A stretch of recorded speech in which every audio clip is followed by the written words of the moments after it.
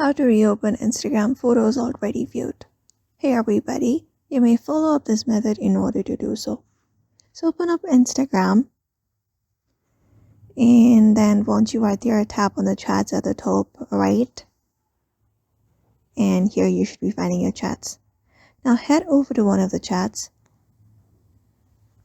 and locate up the photo or video that you want to view and replay it. So once you go ahead and view a photo, let's head over to one of the photo like this. Tap on it to open it up. Once you've viewed it again, in order to reopen it, what you need to do is you may go ahead and tap on the same photo that you just viewed. And once that is done, you will be able to view the photo.